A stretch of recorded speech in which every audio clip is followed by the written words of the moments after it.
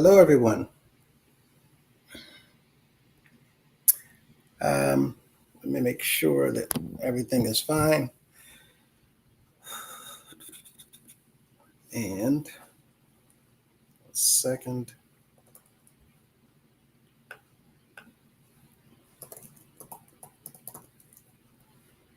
Okay.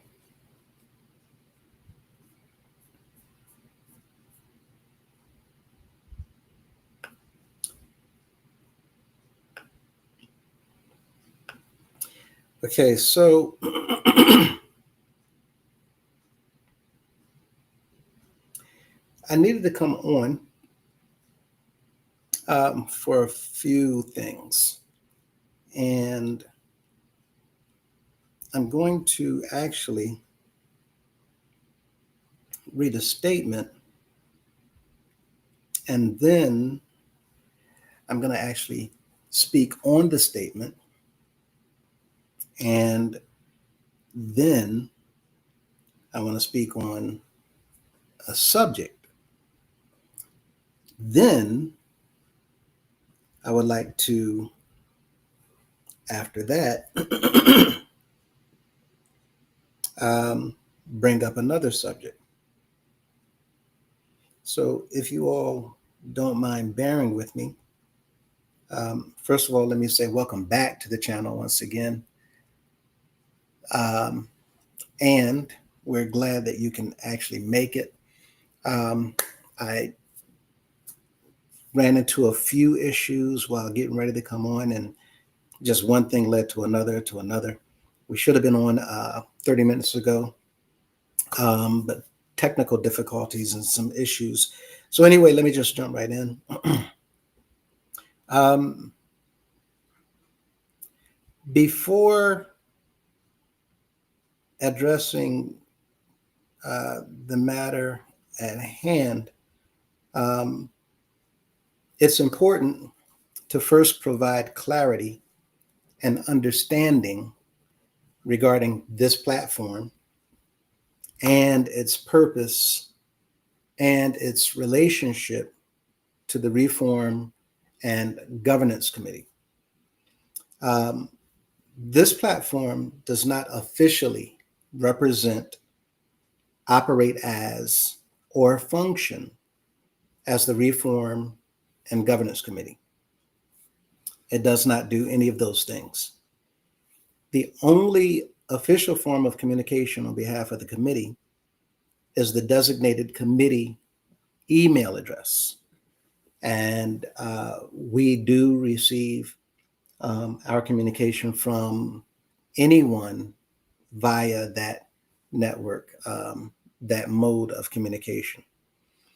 Outside of that, there's no official social media page or online platforms or public channels that speak on behalf of the committee as a committee of our organization.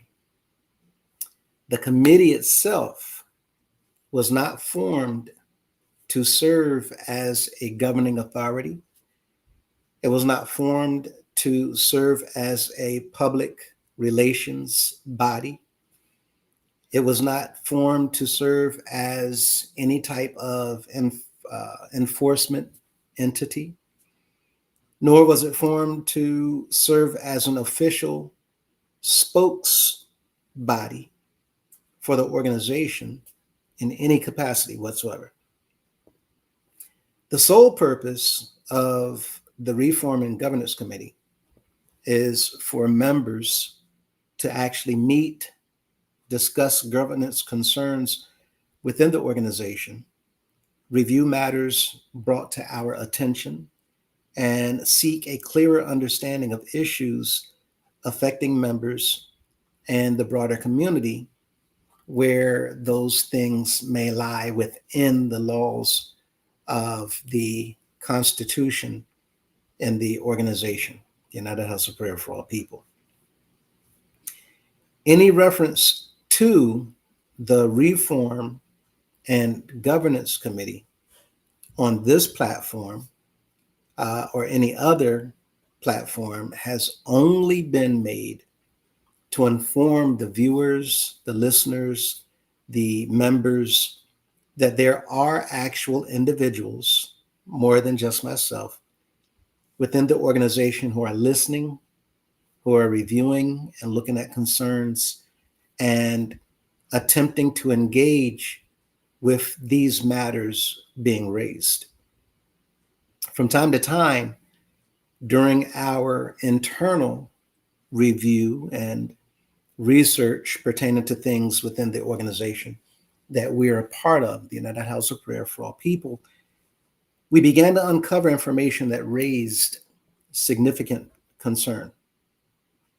As these matters became clearer, we felt it necessary to speak more openly in an effort to raise awareness and to actually encourage dialogue, uh, even perhaps with individuals in leadership positions within our organization. Since that time, additional information has surfaced that has shown us our initial understanding was only a surface level view of a much broader and more complex set of concerns, which in some cases has become deeply troubling.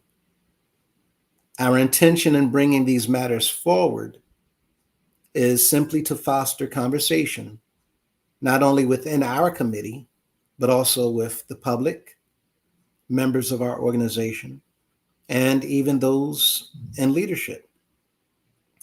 It is important to emphasize that our role is not to resolve or adjudicate these issues ourselves, but rather to ensure they are brought into the open for awareness, discussion, and further examination. At this time, we're also awaiting review and assessment from the appropriate outside agencies who we hope will evaluate the information and determine any next steps, whatever they deem to be fitting or necessary. We actually want to take time to recognize that many individuals within our organization have become frustrated, understandably so, discouraged, or emotionally impacted by what they perceive as a lack of accountability in certain areas throughout the organization. While we have been meeting and discussing these concerns, our ability to act internally within the organization is limited in many respects under the current structure, and we understand the disappointment this can cause for those who may be seeking immediate resolution, clarity, and or change. We cannot help what we cannot do because of the current as well as past administrations. At the same time, we openly acknowledge that we're still learning. We, the committee, myself on this platform, the individuals that's been assisting us with this channel, we're new to this process. And while we may not have had all the answers or experience at the outset, we chose to step forward anyway. Um, Quite simply because we believe that these conversations are actually necessary. Um, my wife and I understood from the beginning that we were entering into unfamiliar territory, but we committed ourselves anyway to learning as we go, correcting mistakes whenever they were identified, and continuing to improve whatever needed to be improved over a period of time. While scripture calls us all to work toward, um, attempt to become, Um, strive, many people will say, for perfection.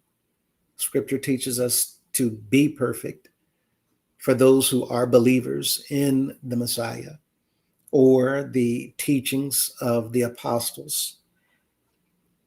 Where it calls for us to be perfect, I acknowledge with humility that I personally am still growing, and so is this channel. With that said, so are also the members on our committee. We have not arrived yet, but we continue to work toward that standard with sincerity, accountability, and a willingness to learn from both our successes and our shortcomings, particularly talking about the channel and what we're doing here. Again, I want to reiterate the committee has nothing to do with the channel and any other media outlet other than the email address that we utilize for individuals to reach out to us. That said, whenever an individual on the committee um, remarks or makes statements, anything towards the idea, the notion, or the thought concerning the Reform and Governance Committee, it is simply to make individuals once again aware that this is a person who is on the committee. And for those of you who may feel like doing so, you can reach out to that person if you're uncomfortable reaching out to the entire committee. Um, while we acknowledge our shortcomings, and by we, I mean my wife and myself, pertaining to the channel, and what it is that we're doing with the channel and trying to use it to appeal to a variety of individuals and a wide range of personalities and characteristics. Um, it is in that spirit that I now want to address recent concerns openly and honestly.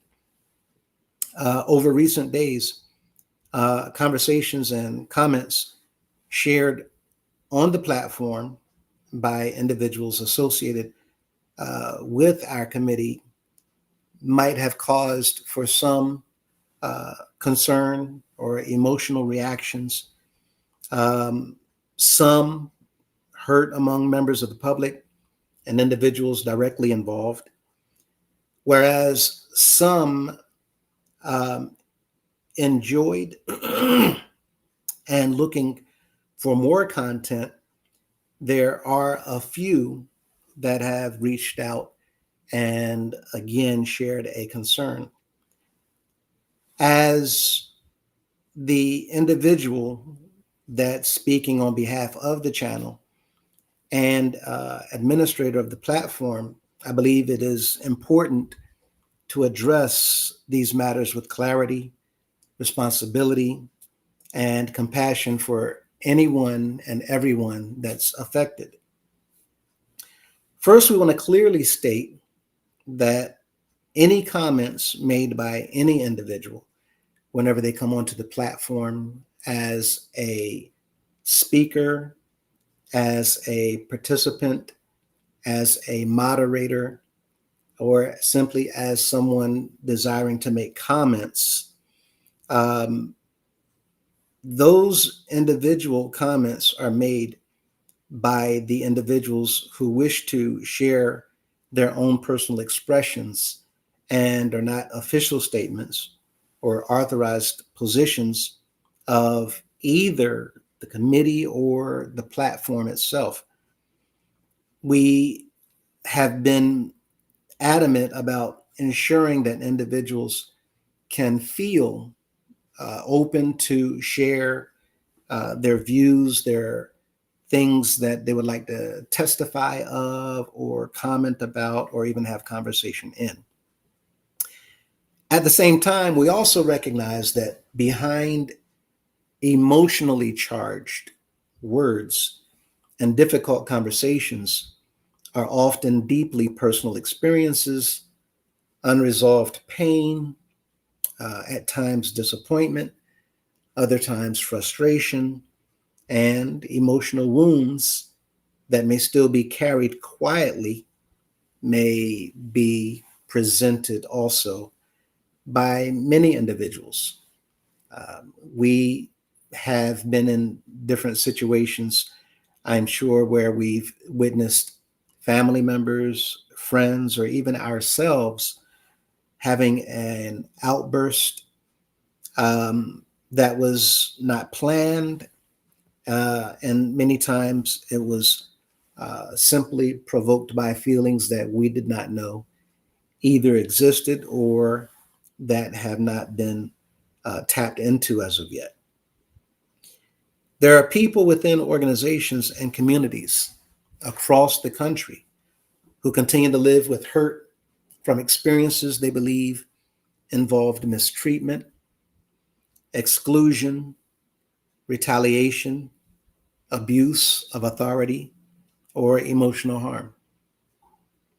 Some may have gone years without feeling heard or supported. While emotional pain does not excuse harmful communication towards others, it does remind us that we often do not see the full weight of what somebody carries beneath the surface. We also want to acknowledge the role that emotional anger can play in communication as well as in society itself. When individuals, any of us, are carrying unresolved pain or frustration, emotions can surface quickly, and words spoken in those moments may come across more strongly than intended. While anger is a natural human response, especially in situations involving hurt or perceived injustice, we encourage everybody to pause when possible and attempt to try for communication that promotes understanding, accountability, and constructive dialogue rather than escalation or even harm. To those who spoke emotionally or in ways that may have crossed appropriate boundaries, we want you to know that your voice and your experiences are not dismissed. We understand that people sometimes speak from places of deep frustration, grief, or unresolved trauma, and we encourage continued engagement in ways that support both accountability and personal well being while preserving respect for everyone else. At the same time, we extend sincere compassion to the individuals or individuals who may have been directly affected by any comments that were made, as well as to their family, their friends, their loved ones, their colleagues, and their supporters. We recognize that words can carry lasting emotional impact, not only on individuals directly involved, but also on those who care about those individuals. To anyone who felt hurt or disrespected or attacked or offended, we acknowledge that impact sincerely and regret the distress this situation might have caused. We also want to acknowledge those who may be quietly carrying their own emotional experiences while observing these events. Situations like this can reopen old wounds or surface difficult memories. To those individuals, please know that your experiences and your pain are seen and they do matter as well. At the same time, we reaffirm a standard that has been consistent from the beginning of this channel. We do not, we have stated, tolerate disrespect, personal attacks, harassment, or intentionally offensive behavior on this platform, as well as others that we may be affiliated with. Just as we expect participants not to target individuals or leadership with hostility, we also hold ourselves to this platform and this regard, and will not be used to insult, demean, or offend others. These expectations apply equally to any individual commenting towards the platform and for everyone on the platform as we comment to individuals outside. We want to share and reiterate that this expectation is without exception. We don't want anyone to comment or attack anyone through the comments, through any form of media at all, through our modes of communication. And we want to make sure that we are also not attacking anyone through any mode of communication or through any media outlets as well. I also want to speak personally on this matter. The subject of hurt and pain and mental anguish or past experiences is a subject that we will dive into quite a bit. I'm going to touch on some more tonight. But while I have always tried to communicate with respect and care, I recognize that there may have been moments where something I said was misunderstanding or misunderstood or unintentionally caused someone discomfort. My intention has never been to create any form of negativity, and I remain open to being held accountable whenever concerns are raised, to also come back and initiate public apology or fix whatever it is that I need to fix. With that in mind, I'm asking everyone to continue holding me to a higher standard. I will be even more intentional on monitoring my words, my tone, and communication moving forward. My goal is not only to avoid harm, but to ensure that this platform consistently reflects respect, humility, accountability, as well as engaging in, learning about, and doing what we can to train each other, if necessary, on the subject of personal professionalism. I want to be professional in my approach to any subject matter, as well as my communication to everyone on the platform and off the platform. My hope is that everyone else will be able to do the same. We also want to reaffirm something important. We don't want anybody to feel constrained or silenced or unwelcome when engaging here. Our intention is to maintain a space where people feel comfortable speaking openly and honestly, regardless of perspective or experience. At the same time, participation on this platform is guided by community standards, platform guidelines, and applicable rules and regulations that we are required to follow. These expectations are not designed to restrict dialogue, but to ensure that conversations remain respectful, they remain safe, and remain constructive for everyone involved. There are responsibilities on all sides, just as we are responsible for fair and consistent moderation. Participants are responsible for engaging in ways that align with these established guidelines. This balance is what allows open discussion to remain both meaningful and safe. Our hope is to continue keeping this door open for honest expression, even in difficult or emotionally charged conversations. Albeit, I know that it's extremely challenging. I know that it's extremely difficult. I know that at times it's not even felt or noticed.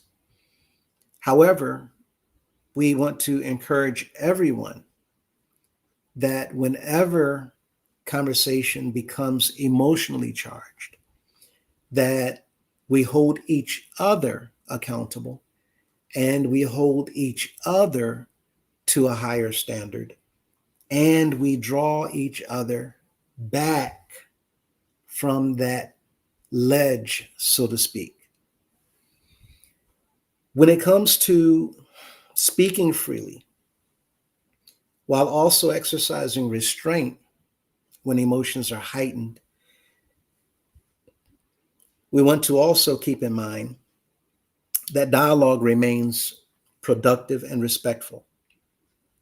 In doing so, we believe this platform can continue to be a space where meaningful conversations happen without fear and while still maintaining the structure needed, we can continue to protect everyone involved. As we move forward, we'll continue reviewing and strengthening our communication standards.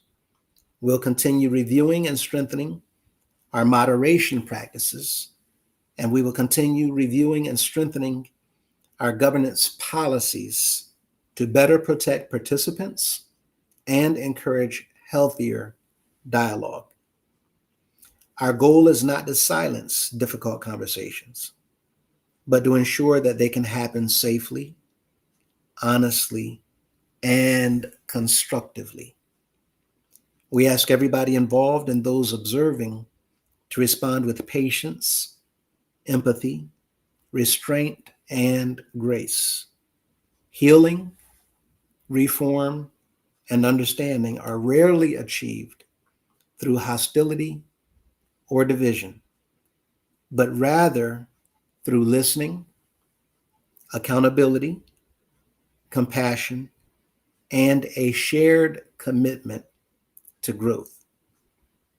Our hope is that this moment becomes an opportunity for all of us to reflect, for all of us to heal, and for all of us to have meaningful, positive change for everybody affected.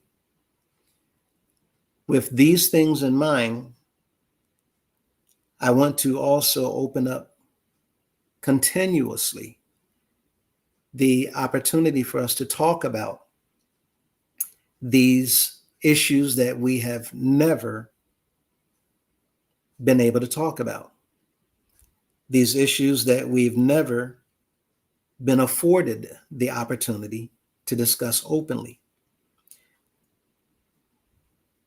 We've seen now what happens when an individual or a group of individuals are triggered by different things that no one, quite frankly, can put a finger on.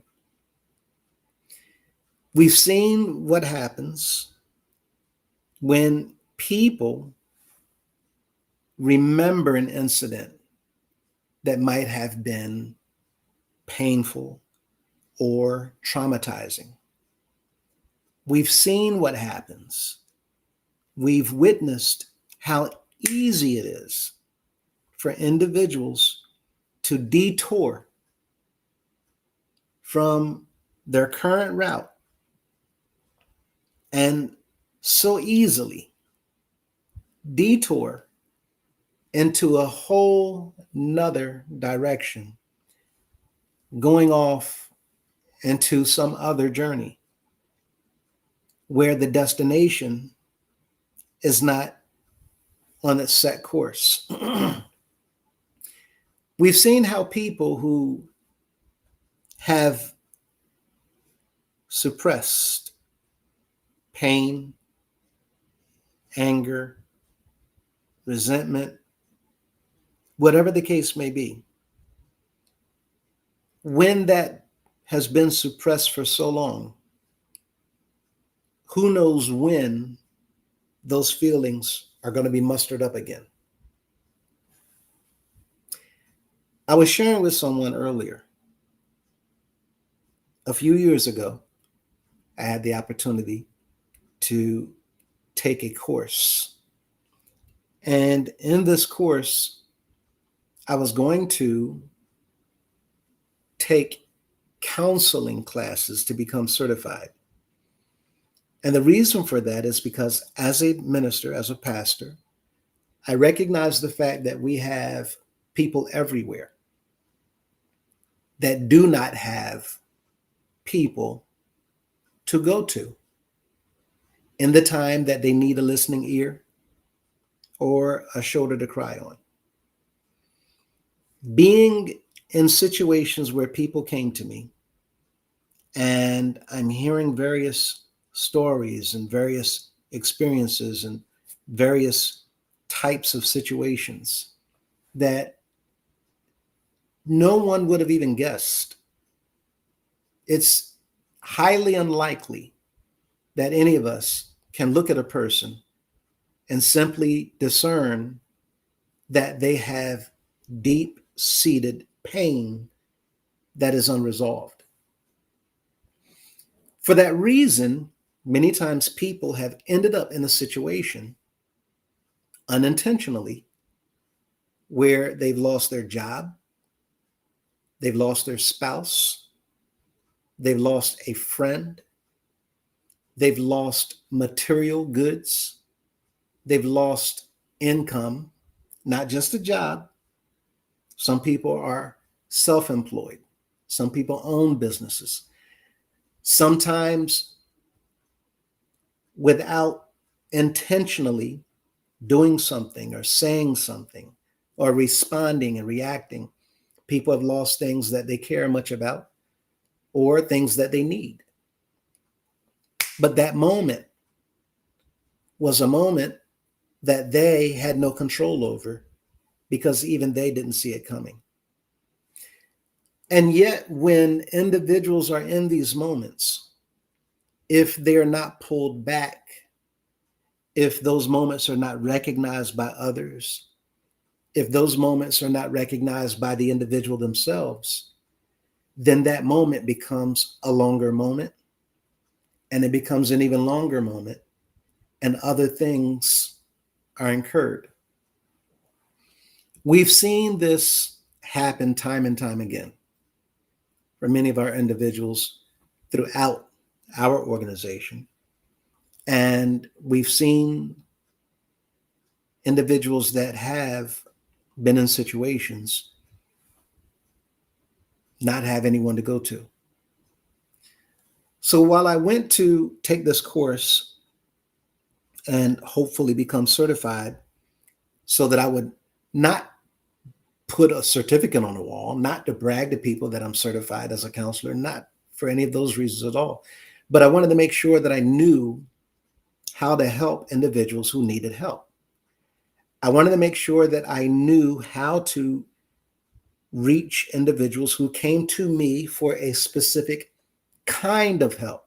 I didn't want to just be available to people and do what I feel is the best thing, but knowing that I don't know what to do in this type of situation. So I signed up and took this class without knowing that the exercises that you are going to have to assist others in going through before you can become certified, it is mandatory that you go through those exercises. And I didn't understand it at first, but now I understand why. For you to put others through something, to help them understand their hurt, their pain, their trauma, to help them get past it, to help them get over it. And this is such a poor choice of words. But how many people have we heard use this choice of words? You need to get over it. You need to get past it. You need to put it behind you. That can be quite simply the most unwelcomed phrase when people are going through those moments.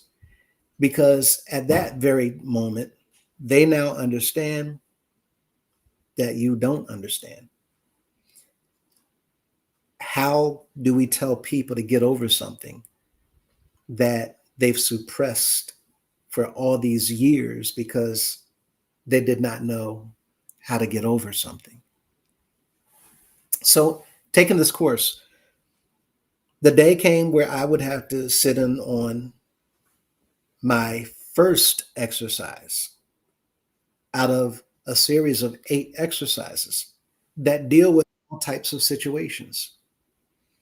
Um, my first exercise, I'm sitting there, 5 minutes in, it's hitting me. 10 minutes later, I feel feelings surging that I didn't recognize. We're talking about something that I don't have a problem with. I'm looking at information that does not affect me. I have no issue with this particular subject. However, while going through this exercise, feelings came up out of nowhere. I began to shake. I began to well up in tears. I did not know that I had something that I had suppressed years, years ago as a child without even knowing. But an exercise that was meant for us to simply go through so that we can see how this exercise is going to impact others that we are trying to help. We had to see what it's going to do to us so that we would now know how difficult that exercise is going to be for others. 10 minutes later, I couldn't hack it. I got up. I walked out the class, shaking, trembling, crying. I had to go to the restroom, blow my nose, get myself together. I could not go back to that class. That was my last day. I did not return. That one exercise messed me up so badly. I could not go back in there.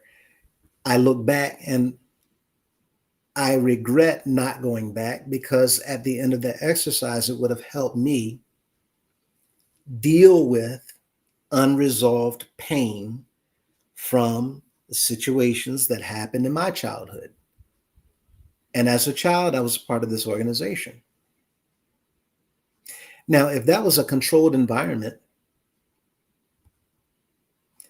with a certified, a professional instructor, happened to have been a professor, college campus, also a psychiatrist, studied all types of psychology.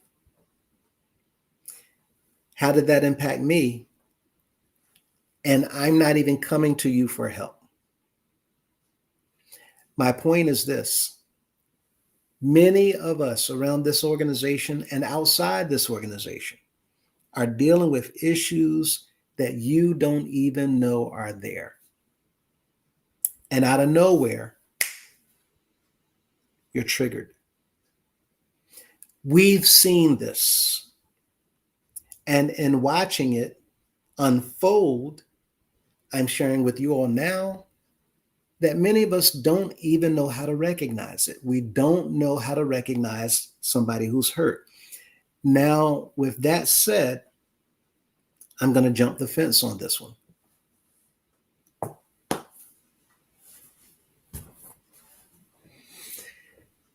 We have hurt members all over this organization. The pain is not one sided. It has been said that hurt people.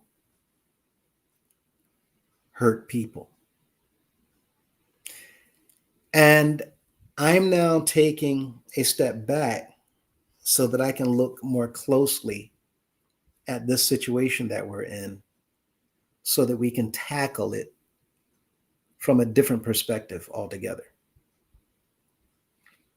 We don't want to be engaged in any type of disrespectful um, monologue or conversations or activities or behaviors.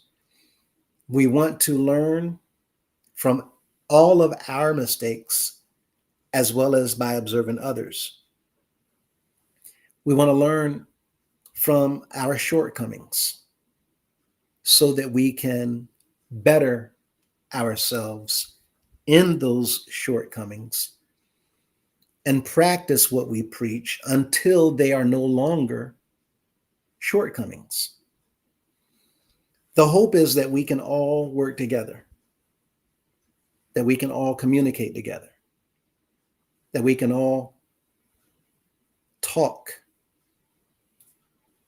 that we can all reason, that we can all sit down and tackle these issues together.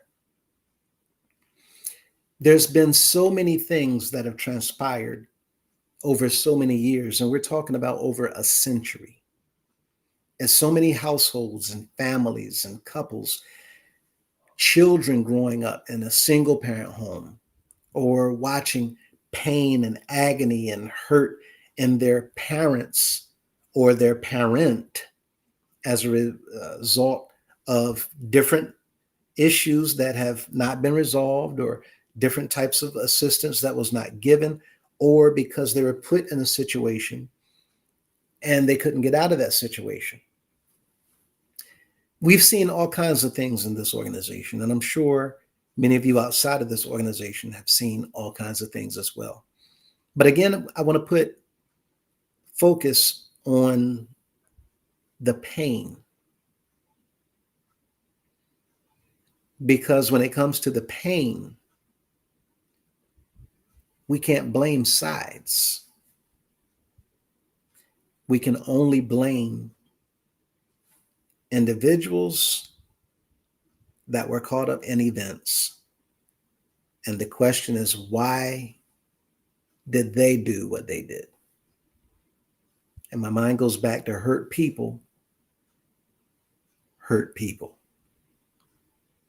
When we look at these things seriously and go back to the root cause, then most of the time, the individual that did this thing had an individual that did this thing. And they had an individual that did this thing. And they had an individual that did this thing. So then we're left with an ongoing cycle of hurt people hurting more people. We don't have to continue this. We can be the group of people who make a determination and the decision to put it to a stop. As we talk about this tonight, there are many things that we have been bringing out into the open to make you all aware of things that we've been learning.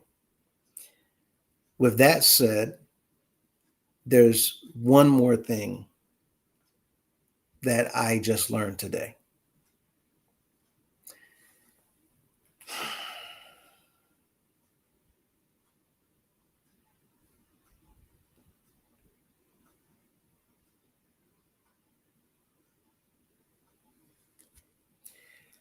I'm not going to show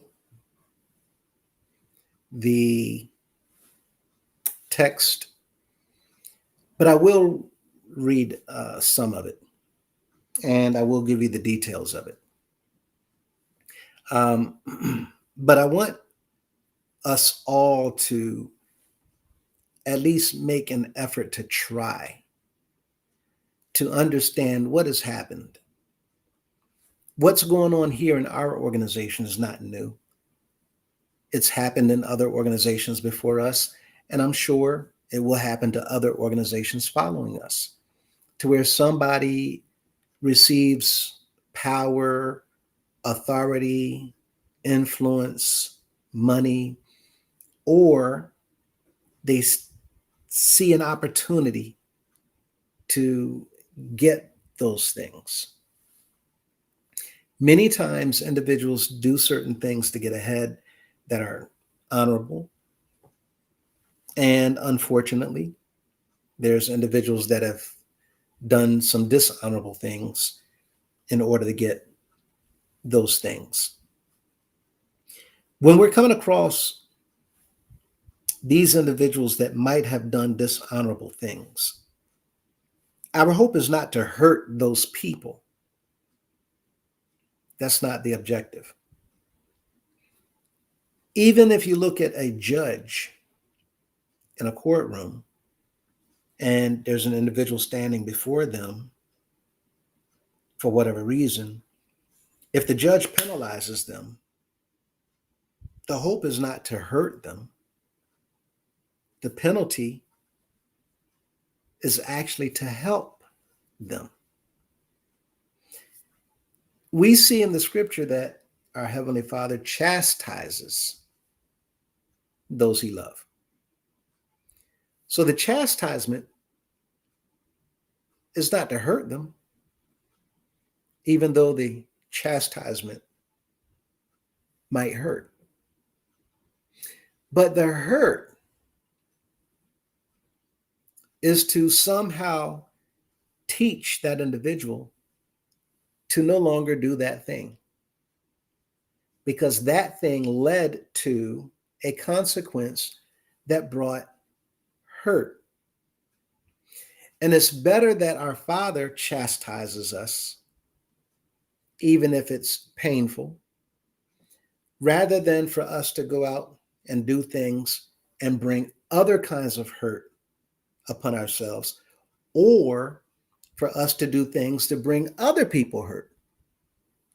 And the fact of the matter here is that most of the members in this organization have undealt with pain and hurt. There's no outlet, there's no help, there are no resources. And again, this is not the only organization unique to this situation. But talking about this organization is to allow us to look past certain things to find out what's the culprit. The culprit is this thing called hurt. Now, how do we deal with that? Here's a situation I want to share with you all. There is assistance needed for an elder in Virginia. And so that I am not causing hurt, I'm not going to share his name. But it says that this particular individual who sent out this text was informed by a council member who was told by the state chairman that a particular elder is no longer in a nursing home. By that much information, we should know that this is a senior that we're talking about. They're no longer in a nursing home, and they are in need of financial assistance.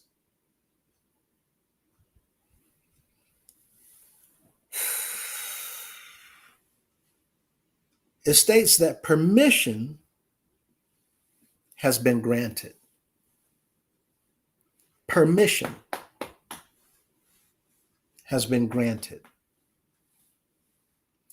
by the bishop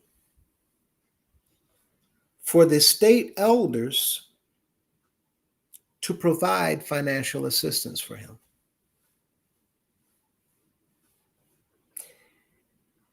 It says that a list will be kept, maintained, of all individuals who contribute. And it says that pastors will make an open request on Sunday. I want you to think about that.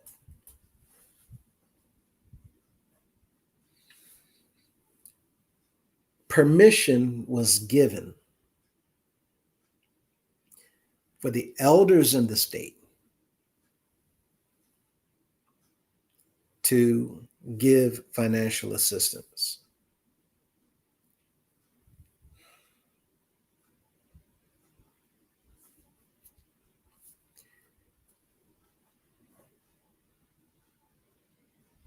And individuals in need, and because they're an elder, permission is given to other elders.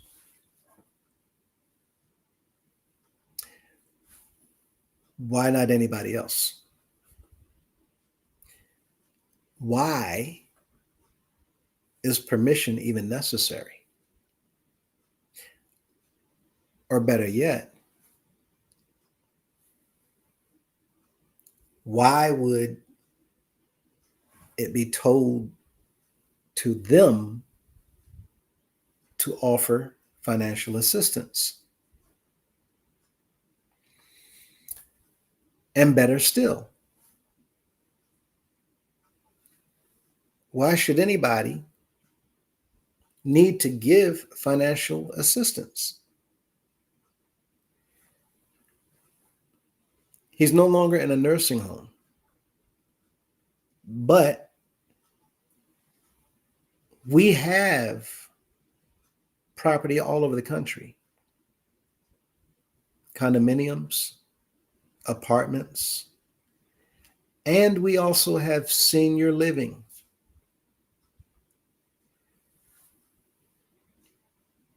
Why would permission need to be given for other people to do anything? Once the person at the top hears about this situation, an individual who has given years and years and years and years to the organization, albeit there are some issues that I've spoken about pertaining to the pastors. However, still, he was loyal. He was dedicated to whatever you said. Now he's in need. I'm giving permission to you all to assist him, but how far will that assistance go? How many times will those individuals need to contribute? How far will those contributions take him? Why not just open the door and make the orders to have this individual taken care of? Again, we have a lot of situations that are begging for the attention of the members to look into, because this is a nonprofit organization, and yet and still we continue time and time and time again to hear about situations like this where people are in need after giving all this service. I'm reminded of Ivy Baptist Church. You don't need to do anything for them. You don't need to be a member. You don't need to have a record of paying tithes there. You don't need to have a record of anything. The only qualification, according to my understanding, for Ivy Baptist Church to assist an individual is that you are in need.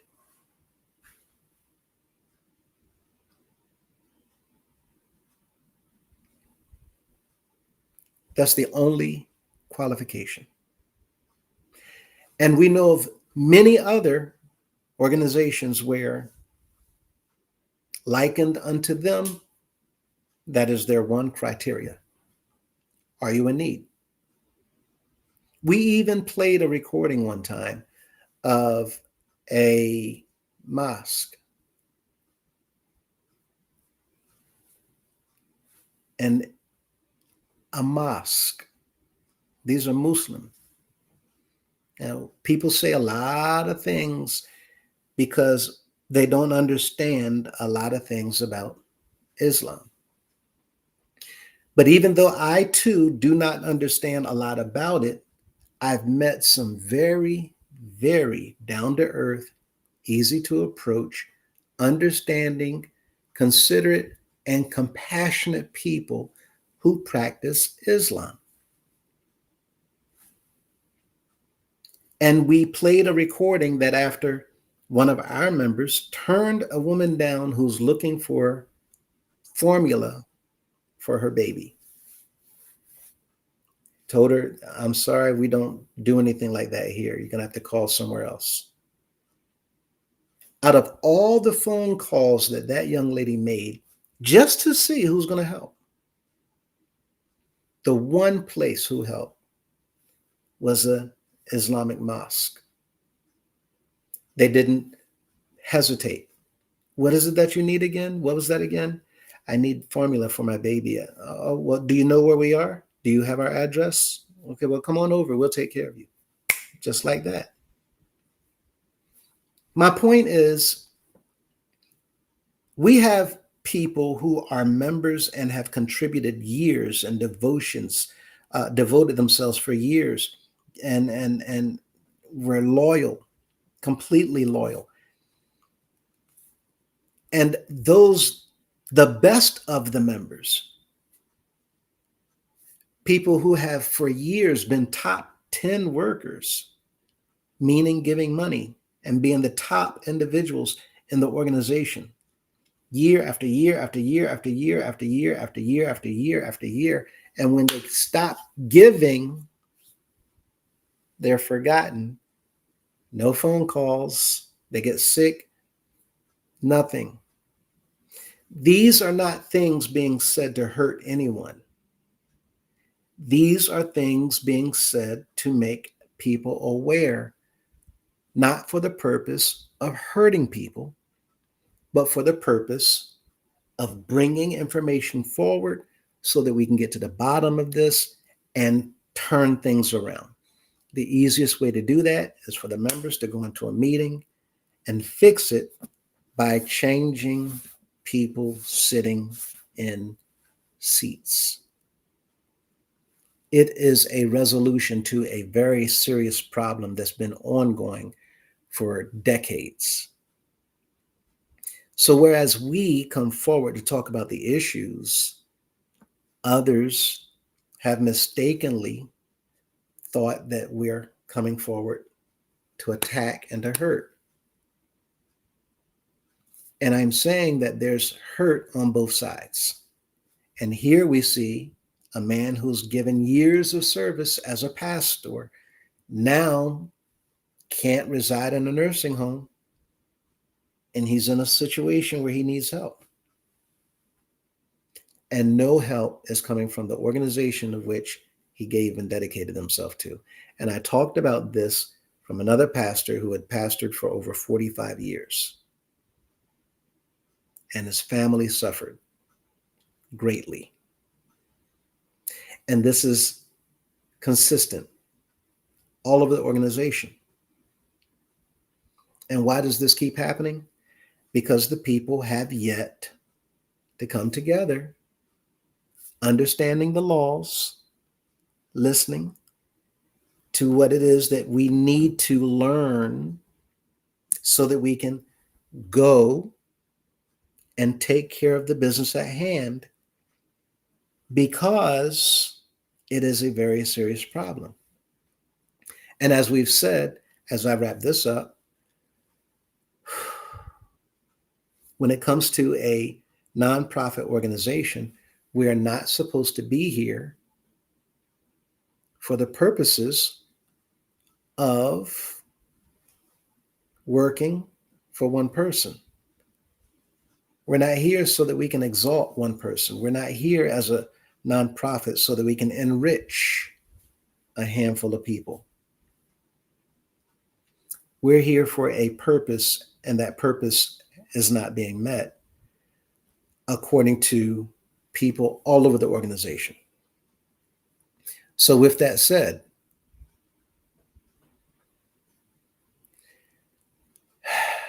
we're going to get to the comments in a moment. But with that said, I extend my apologies openly, publicly, to anyone that's been hurt, um, offended, um, felt any type of way. The purpose here is for us to come so that we can talk. We've been missing the purpose because emotions have been inflamed. Many times that's happened as a result of someone intentionally telling lies. Um, with that in mind, we don't have any other recourse but to do what it is that we can to try to continue to make members aware because of situations like this. So as we continue, we aim to not just talk. This is why we have produced information and documents and evidence to support what it is that we're sharing, what it is that we're saying. And anyone who does not believe the report and who feels contrary, all you have to do is look at the documents, to look at what's being laid out in front of you. Let that be the deciding factor as to whether or not we need to come together. With all of that said, I want to once again invite anyone at all, to come onto the channel so that we can have this dialogue. We know that you are hurt. We know that it's upsetting to hear that people that you believe in, people that you trust, people that you've grown to adore, I will even dare use the word love, that you have grown to love.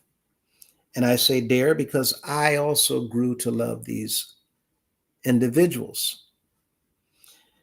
The problem is, I was not aware that the love that I was giving was not being reciprocated. That love was not being returned. That love was not coming back.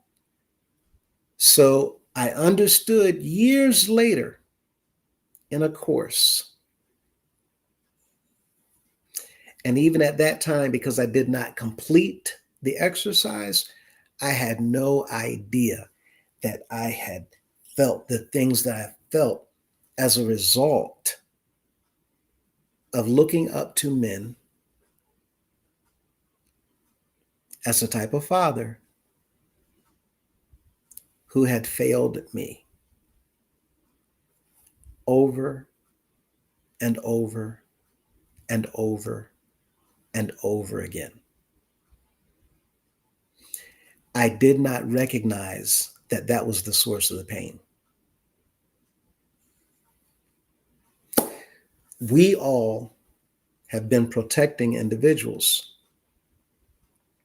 that has been doing the most to not protect us, to not provide for us, to not take care of us, to not look after us, to not cater to or see to our needs, financial, emotional, physical, material, mental, or spiritual. Not one need. I thought my needs were being provided for, but that was the indoctrination. Because while thinking that my needs were provided for, I was still suffering and always having to do more. So after I did in the house of prayer, at home, now I got to do even more. While doing in the house of prayer, at home, now I've got to run harder to do even more because the provisions that I have keep getting sucked into the organization and going to the heads, of which we don't see or know where it's going.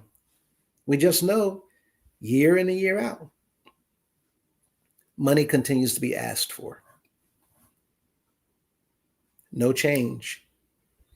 And now even more money. So for those of you who don't believe this, you see everything in the house of prayer going up. The cost of the seats on the buses, instead of them being for free, the cost of the seats are going up. They're going up. Um, the fares, when it comes to the trips and when it comes to the lodging for these trips, if you stand at the house of prayer dormitories now, these things are going up. One last thing, when it comes to the giving of money to obtain a number for an auxiliary, I believe it is now $10,000 for an auxiliary to have a number. That may not be accurate, but I believe I still have the recording. And if I find it, I can confirm for you. But I believe it's $10,000 now for an auxiliary, 3 people to have a number. And for all of these auxiliaries, you're only going to be invited to do anything if you are amongst the top paying auxiliaries. Every single thing here boils down to the giving of money. The giving of money. The giving of money. And there's actually nothing that anyone can say that they're doing for the people, let alone outside. Why would they do for outside when they don't do even for inside? Can you imagine the members of Ivy Baptist Church going without? Can you imagine one of their members being put out of a nursing home? Can you imagine one of their members in a fire to be displaced as a result? They're going out of their way to help whoever they can. That's what the scripture is all about. So this is about that. This is about the law saying what people in certain positions are supposed to be doing. And since we are not in those positions, we are in the place of holding accountable individuals that's in those positions. And we have miserably failed. So my hope is that we talk. With that said, I'm now going to read the comments and we will move on from there.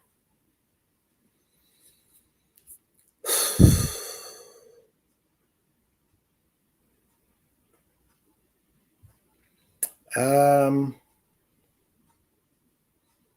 hello to the lives of him and her. And Black Diamonds. Hello, good evening. What issues are you discussing tonight? Hurt and pain. There was a song back in the day, Joy and Pain. We're talking about hurt and pain.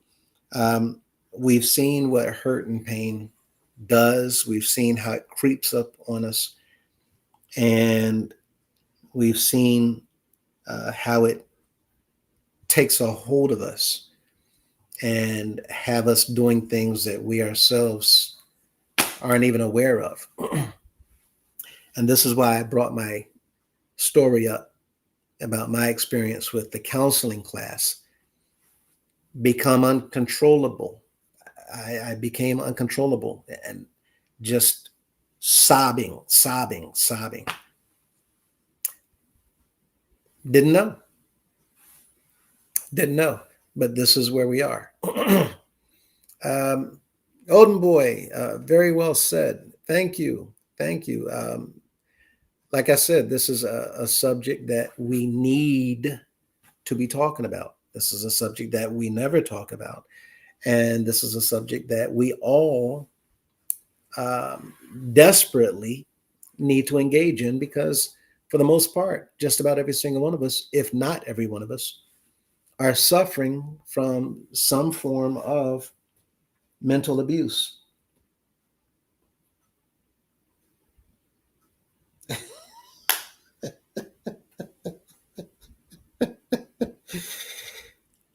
Ah, someone who's watching right now just texted me something, and I just have to say, some of y'all are crazy, comical, and they're in support of what we're doing, but it's just a comical statement that they made. Um, I'm talking about how all of us have been abused in here. And again, these statements are not to hurt anyone, they're not to insult anyone, they're not to attack anyone. My aim is to get members of the organization. Come on, let's talk. It does not matter to me whether you disagree or not. And that's another thing.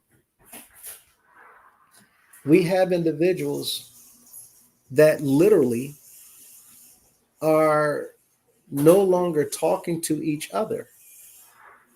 We have individuals that are no longer spending time with each other. We have families that's literally being broken up because of people saying, you're watching Brother Lewis and Sister Lewis videos.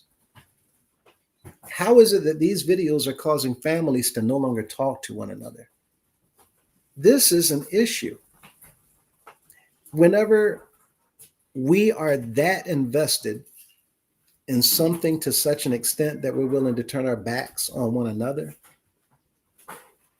when the things in the videos are sharing with us, inviting us to look at information because we're all in this together, that should alert you to the fact that we have some serious, serious issues. So, with that in mind, uh, the lives of him and her. Welcome, everyone. Thank you for joining this evening. Please subscribe, thumbs up, and set notifications to stay updated. Email address, we stand for right 2024 at gmail.com. Thank you again, the lives of him and her. We appreciate you as always. Ms. Mintz, good evening, good evening, good evening. We're glad to see you here with us again and on as well. Lady Tiffany, good evening, family and friends. Lady Tiffany says, good evening to you as well. Olden boy, hey, hey. Um, Shout out to everyone. Quality of proof. This is National Mental Health Month for those individuals who need help. Please reach out to a professional healthcare provider to assist you.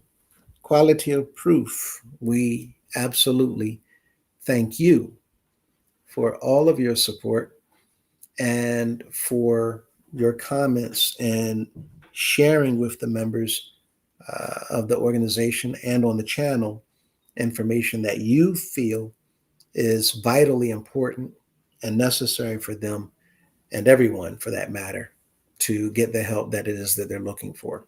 So thank you, Quality of Proof. Uh, B. Mevderman, good evening, everyone. Good evening to you as well.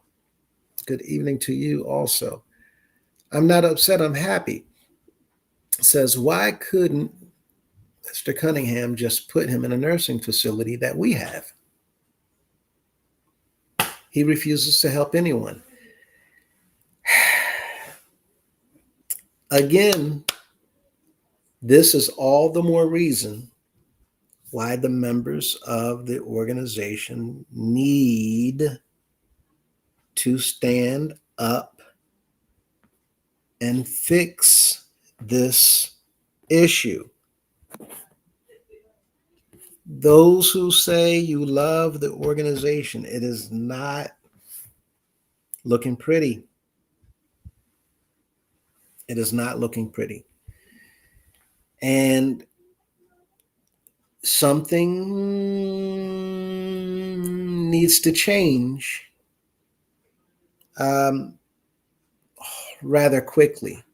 And there's some things in the oven, but the point of the matter is you do not want to be in the situation where you're supporting leadership that the reports appear to point in the direction of not abiding by and breaking laws.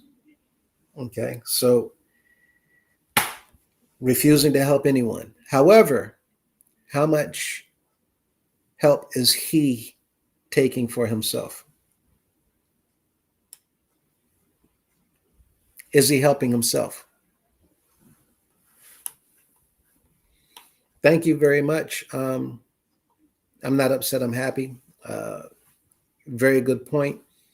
Absolutely. Um, Charmaine, Charmaine, email me. Something just came back to mind. I had reached out to you mm, maybe 2 months ago. Email us um, so that I can reach back out to you again. There's something that I need to touch base with you about. Um, but Charmaine says, "Don't make me laugh. This has been and remain my problem with the United House of Prayer. They don't take care of their members." And no, they don't. By they, meaning the leaders. They don't. Um, Never have. And I know it looks like it, but this is again why we're doing what we're doing. Looks truly can be deceiving. And in this case, they are. Um, so, yeah, this is Charmaine's uh, issue, her problem with the House of Prayer as an organization, um, but also many others. And thank you, Charmaine. Again, text me, reach out to me, please, if you don't mind. Elisha, good to see you again. Glad that you could be on and with us. Um, Anyone else have a good time at Memorial Day service? It was wonderful. We do know individuals that went to Memorial Day service, and those individuals have said that there were not a lot of people there. Um, they said that, well, anyway, we're not going to turn, I don't want to turn this into a back and forth, but um, we know that there's going to be individuals who's going to speak things up. Um, Let me put it this way. Let me just say this. Um, Despite what anybody feels the services were last weekend, despite anybody saying how great it was, how awesome it was, how good it was, that does not take away the fact that the leader of the organization, just like past leaders, are not following the rules. They're not following the bylaws. He has no accountability whatsoever. There's many violations of even the laws of the land, and there's things that the members know for a fact that when it comes to these laws within and without, he's not abiding by. We did a leadership test last week, and I don't know if you saw it, but we failed miserably. Um, Again, no matter what anybody says about a service, some people um, can go to the service for what they're looking for, and they can say, best time of my life ever, ever. People can fly on a plane, say, these are the best peanuts I've ever eaten in my entire life. These are the best peanuts.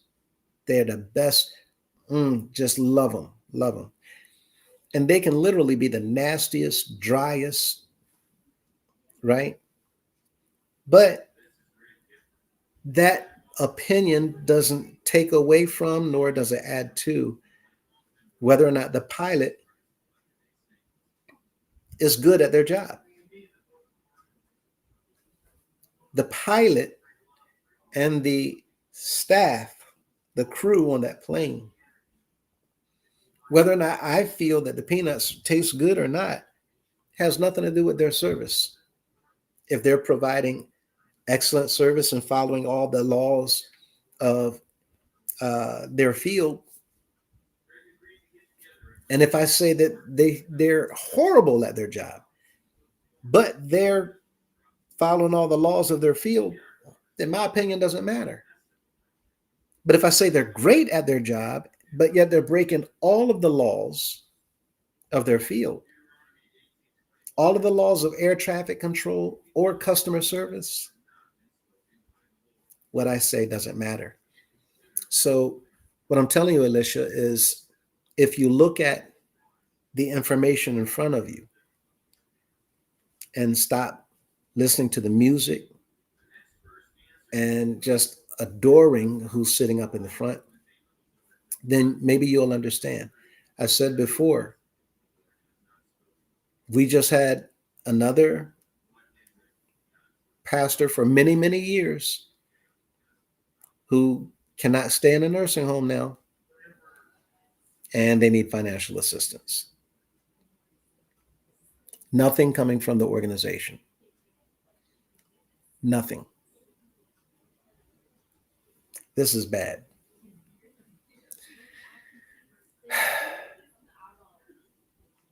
B. Mevdeman is thank you, Ivy Baptist, for caring and showing true love to members and friends. Yes.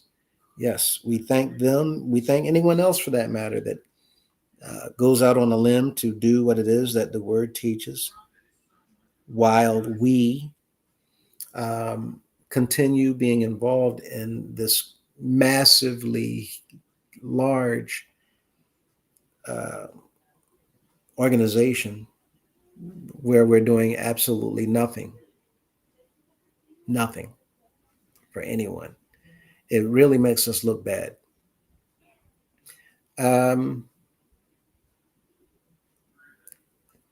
Thank you, B. Mevderman.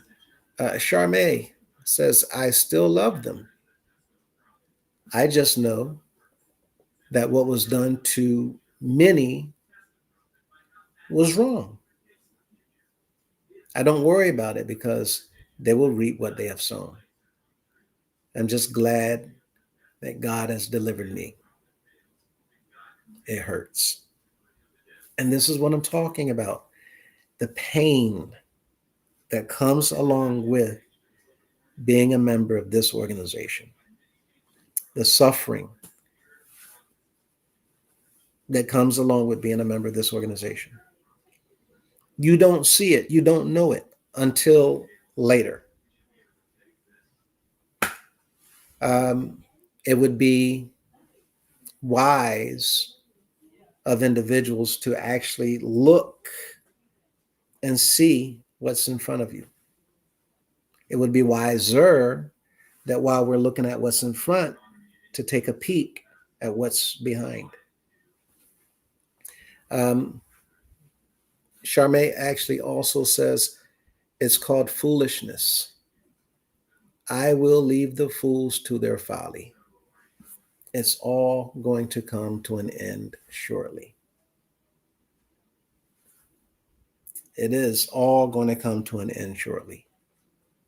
Whether it comes to an end through these means, through other means, or whether time is called, I wholeheartedly believe that this is going to come to an end shortly.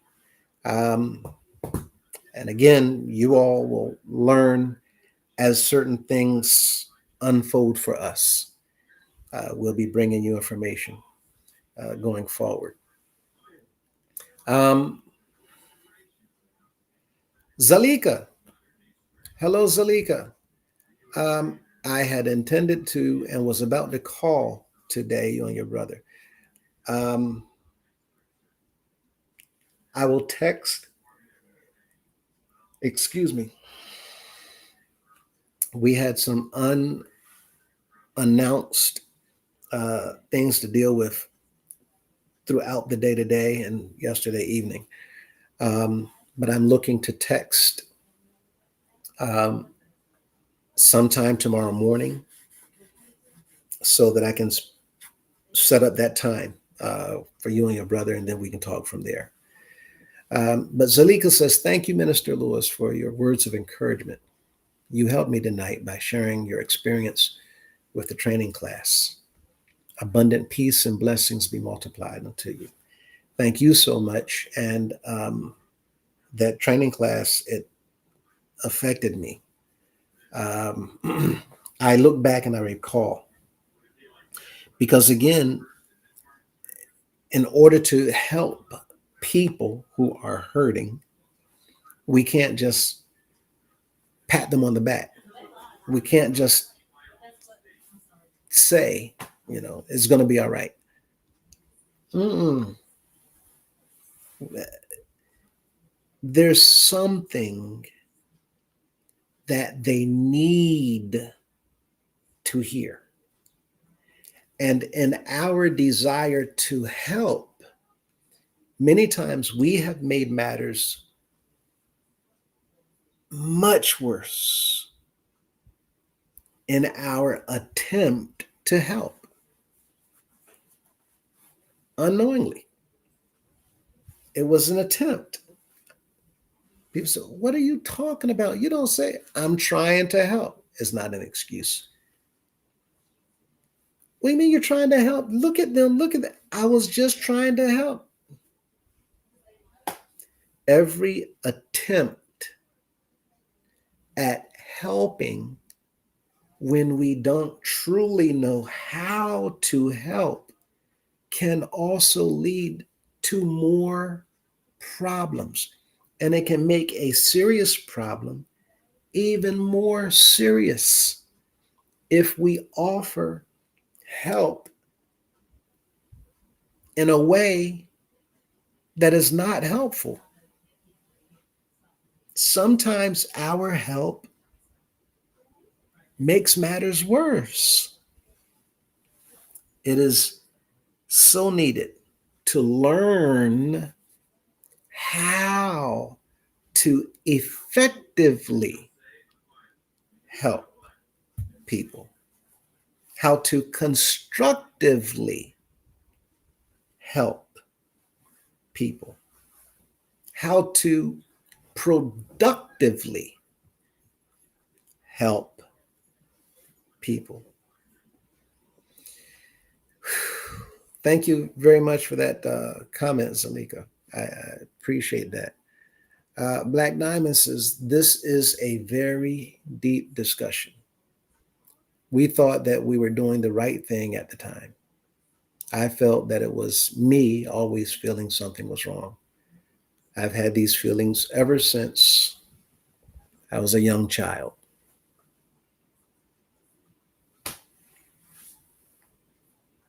Can you all imagine how many people throughout the organization feel the same way?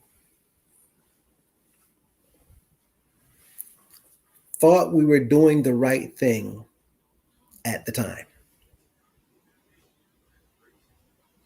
And whenever the thought occurred, oh, something's not right here. How many of the members, how many of you thought, well, maybe it's you because everybody else don't think that. Everybody else is eagerly doing what they're doing. Everybody else is happily doing what they're doing. Everybody's yelling and screaming and hollering and huh. Oh, yay, yay. Yeah. We join in. Talking to someone early today. Said they go along to get along. And that is so many people around the organization. And this individual, I was glad when speaking to them because they actually said they are aware of certain things about themselves. And because of that awareness, I can't get up there and get involved. I know that's not me. I'm not cut from that cloth. And if I get in a situation and I'm talking, things might get physical because that's not me. And anger is going to come up. And all of a sudden, I know, listen, I'm telling you, don't put me in that predicament. And I'm right. This is a lot of people around the organization. But this individual actually understands that that's where they are. That's where they are. And a lot of our individuals, again, don't know that that's where they are. Like that person knew that that's where they are. And this person, they recognize it. The other person I was talking to as well, they they know that this is not their niche. So we're not talking to everyone when it comes to standing up, speaking out. No, we're only talking to those who do stand up and speak out about the wrong thing at the wrong time. If you have a voice to stand up and speak out, if you use your voice to stand up and speak out, if you don't mind standing up and speaking out, if you're strong enough to stand up and speak out, if you're courageous enough, bold enough to stand up and speak out, what we're saying is to make sure that you're standing up and speaking out about the right thing. Don't stand up against right and speak up or out against who's doing right. Stand up, use your voice, speak out against those who's doing wrong. I'm going to say this too. The law might be slow at times, But it's just like our Heavenly Father. It appears that He's slow too. And the scripture tells us He's slow to wrath, slow to wrath, slow to wrath. Why? Because He doesn't want to put His hands on you. He's trying to save. And here we have Black Diamond saying something that most of the people in the organization truly can say. Thought we were doing right and had that feeling that it was me, something wrong with me, thinking that something's wrong in here. Thank you so much, Black Diamonds. Um, Lena says, it is so sad that House of Prayer doesn't help their own. Yeah, nobody, nobody, nobody, nobody, nobody. And I can say that over and over and over again, and people will declare up and down, yes, they do, yes, they do. Come on, let's talk. Show us. This is not about a defend and attack and defend. This is about accountability. This is about us coming together and saying we have leaders in here that we're not holding accountable to the law. This is a very serious matter. It's not about church. It's not about uh, spirituality. It's not about uh, the bishop. It's about the laws of the land as well as a false doctrine. The false doctrine is paramount. The false doctrine is priority. But you can't deal with the false doctrine if the laws of the land are not being supported. How can we deal with that if the laws of the land are not being supported? If you can't hold somebody accountable, well, how in the world can you look at the spirituality of this organization?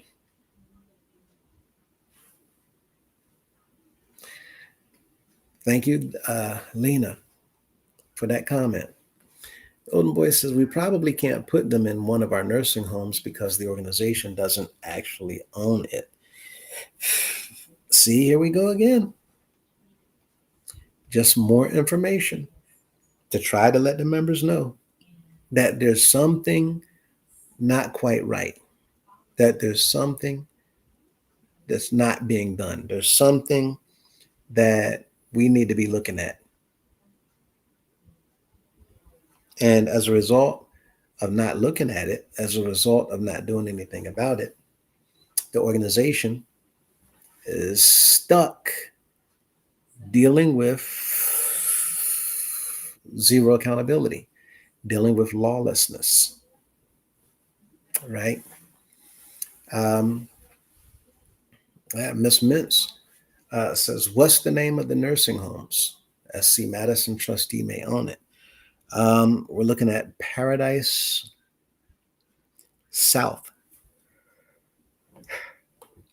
Paradise South, and there's two locations. Um,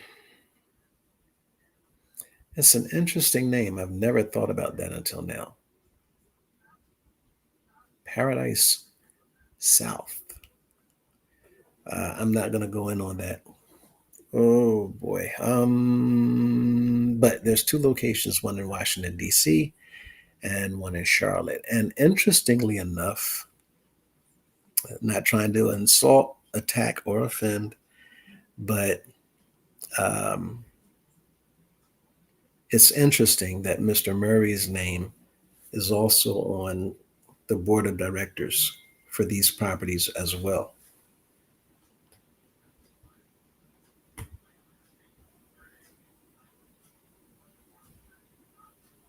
Um, yes, the individual that just texted me. Yes, that's why I said it's interesting what you just said. I don't want to share on here because I don't want to uh, make that comparison, but it's very interesting. And we'll talk about that also later. I hadn't thought about that. But yeah, um, and we'll certainly be looking into these things too. Charmaine says, I definitely will. Thank you. I'll look forward to getting your email. Um, Lena says, members, I'm embarrassed that a smaller church has to step up. Yeah, it's not even a smaller church compared to this organization, Ivy Baptist.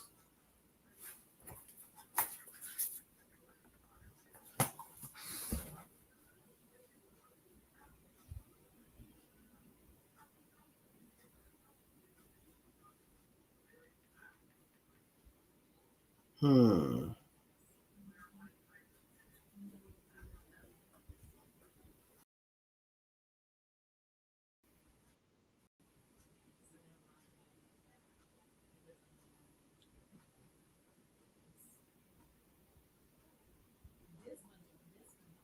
Let me see.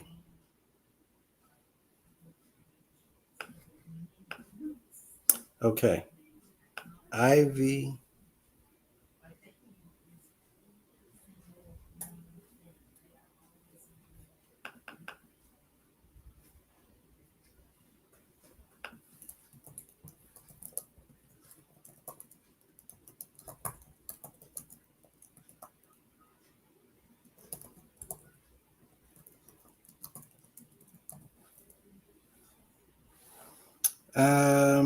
Let me see what we have.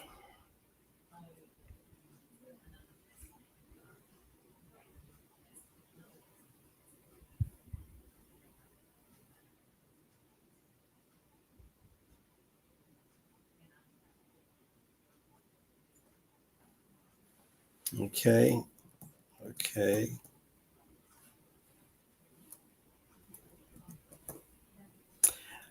Checking on Ivy Baptist.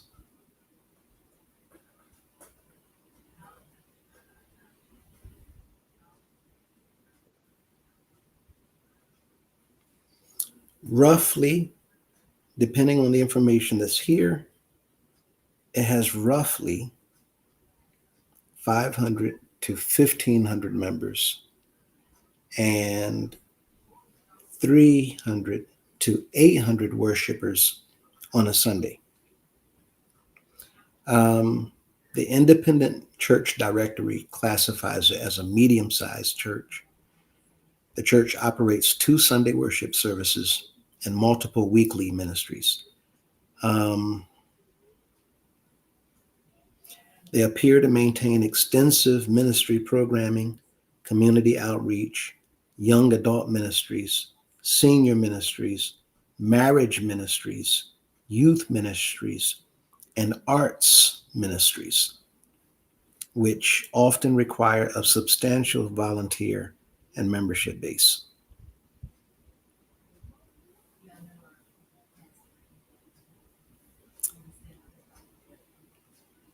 Yeah. So with eight, 5 to 1,500 people compared to our organization, and there's only the one location, we have 137 congregations, 137 um, locations, homes, apartments all over the country, shopping centers, shopping plazas, business offices, all types of individual homes. But no one gets assistance from this nonprofit organization. Hmm. Yeah. Lena, it's absolutely embarrassing. You're 100% correct. Ah, Black Diamond says, I could never figure out through the years how we can love something that was a lie all along. How we watch generations of members still favor a lie because they don't know or understand what the truth is, right?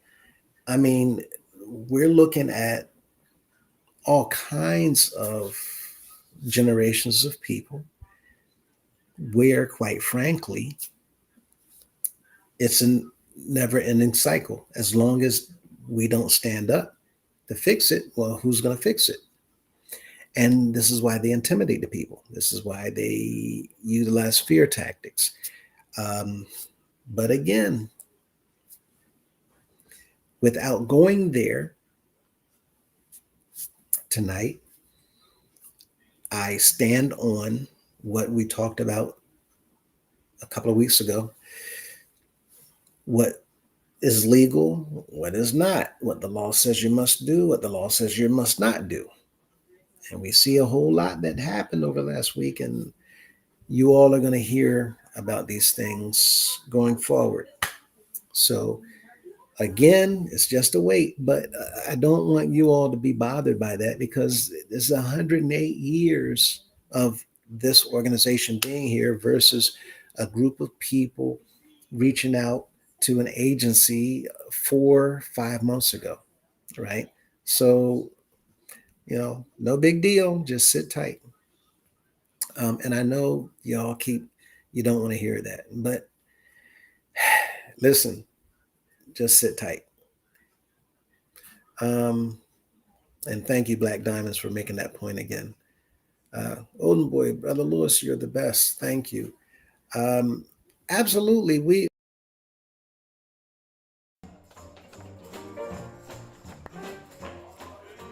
we are all in this together.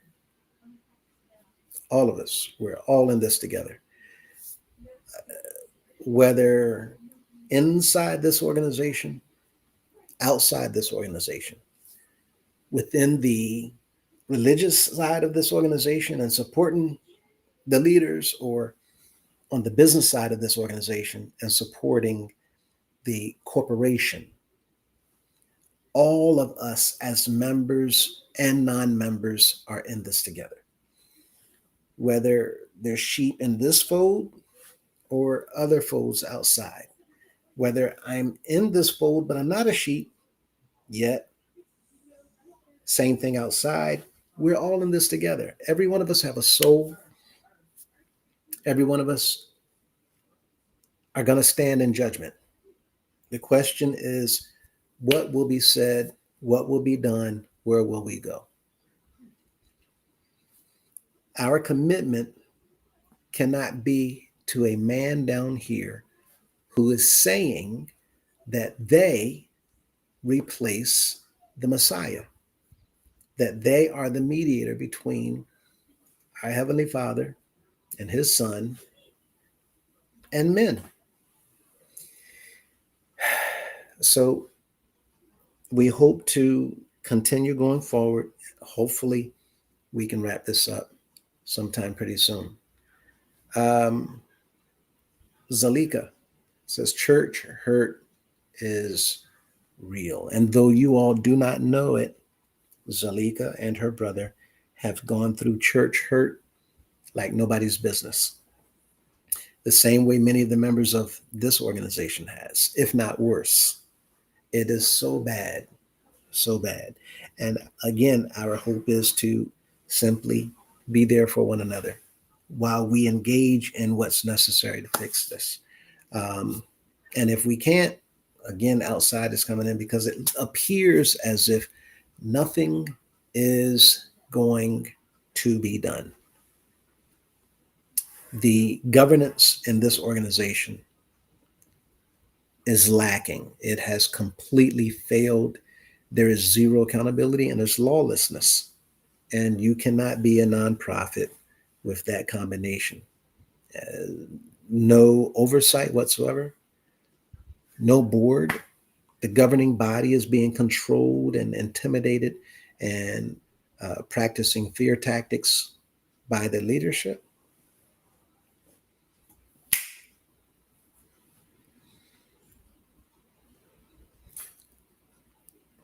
Um, yeah, it's bad. And thank you again, Zalika. Uh, Golden Boy says, good intentions aren't always the best. Right, right. Good intentions are not always the best. Many times we've heard the saying that the road to is paved with good intentions. Well, I meant good. That doesn't mean anything. Did you obey? Here's a point. Judas meant well. Judas meant well, but look at where that led. He meant well. He knew who he was, and he orchestrated a chain of events to bring about a matter that he thought was going to go another direction. He thought it was going to unfold a bunch of other events. Didn't go the way he went. He thought his intentions were good.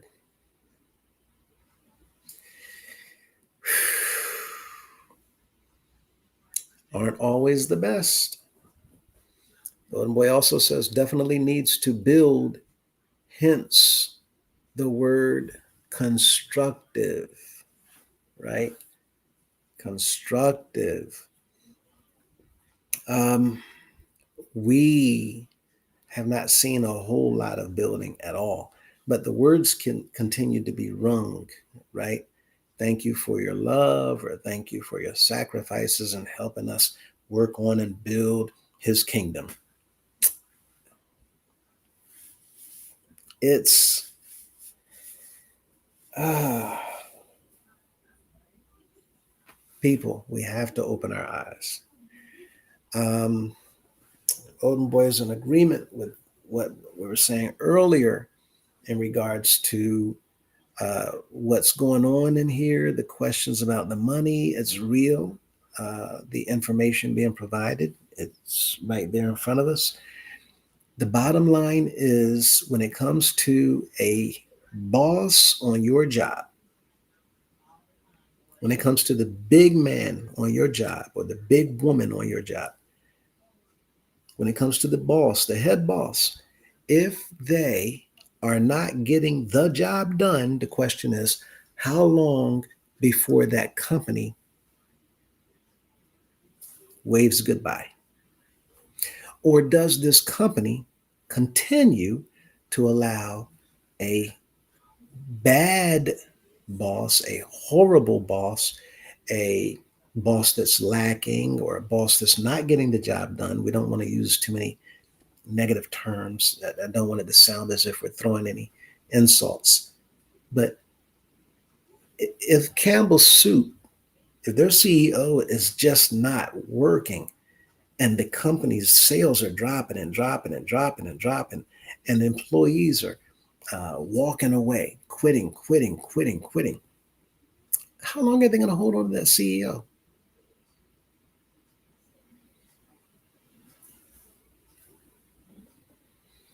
If the CEO of Campbell Soup come out and say, I don't care what none of y'all say, I ain't going nowhere, how long do you think they'd be there?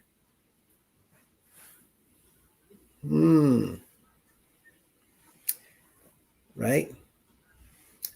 Golden Boy says, slow to wrath. Yeah, this is why his love, he doesn't want to destroy us. He wants to save us.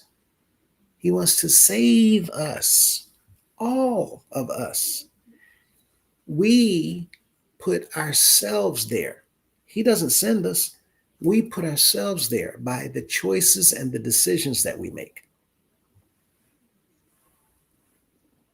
It is our choice. Free will. If that's what you want to do, he'll stand back and says, okay. The same way the Messiah allowed those people to walk away from him. All those disciples that he sent and gave them power, they walked away. Not all, uh, but 70, that was in the 10th chapter of Luke. Where they go? Where they at? They had power too. Anyway, I don't want to go into another lesson. But Illinois says nobody, not even Apostle C. Flowers in Virginia, come chat and tell us stories you know of when they've helped. Testimonials are welcome. Um, Mr. Flowers in Virginia, many people throughout the organization know him. All of his years, all of his years, people are in need. Nothing. Look around these other councilmen, sick. Many of them are now wheelchair bound. Many of them are in financial assistance where they need help. Some of them need health care, around the clock care, monitoring, right? So, I mean, that's those men. And if they're not getting any help, I'm telling you, some of the councilmen are up here, right? And I said, some of them got, but others, they got paid a little bit, a little bit, a little bit. And even others got nothing. And I don't understand the political tier on the council, but we do, again, know that all of these things, we just need to fix it. The fix is so easy. But yes, not one person, not one person. Moy says, sounds like a whole lot of profiting going on for this nonprofit. Right. Um, Again, it's bad. We are not in business to make a profit for people. Excuse me. We're not in business to make a profit for people.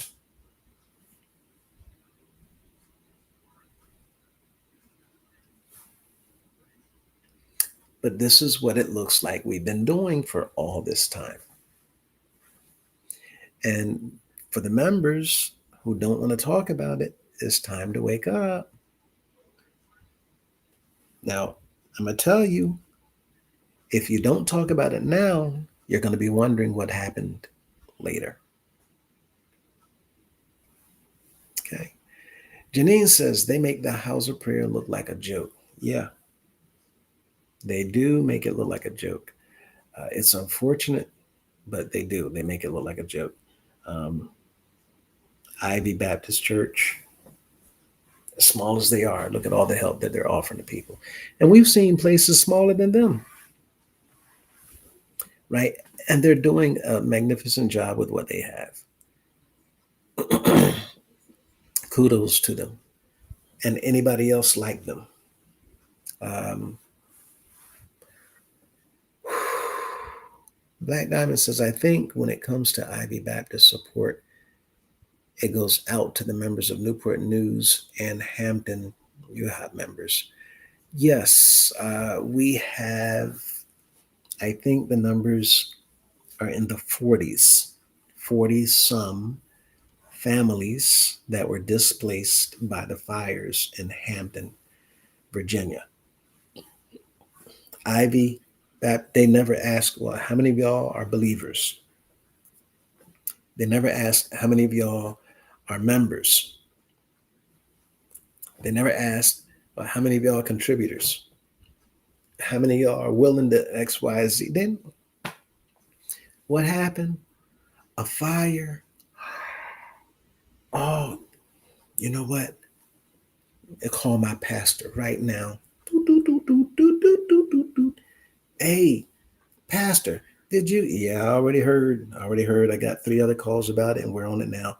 I'm going to recall uh, Sister Gitter right now, Sister Gitter. And Sister Gitter is getting ready to get in touch with Deacon We Got It. And they're going to get on it. Sister Gitter and Deacon We Got It. Initiate the pull. Pull, pull, pull.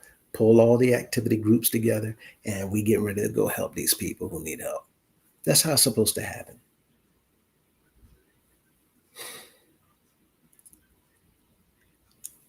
I haven't even heard news about Ivy Baptist Church seeking any credit. We've been talking about them. They haven't sought credit. That's how you're supposed to do it. Uh, thank you, Black Diamonds. Miss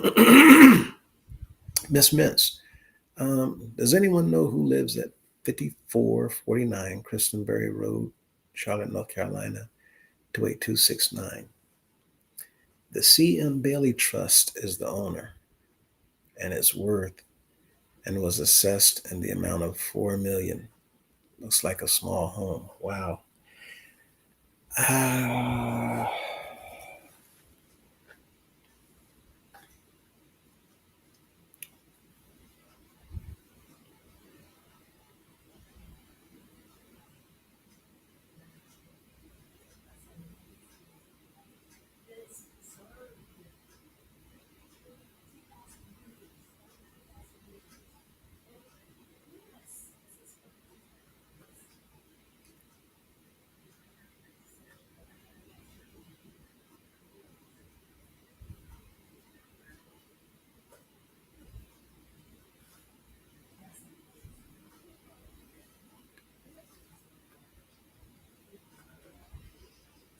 okay.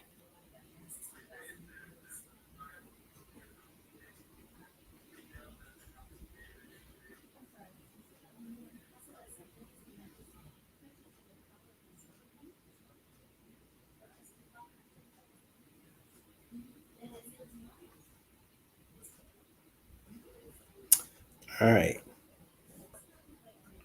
Um, I just pulled it up, and I'm gonna look into a few things next week. Um,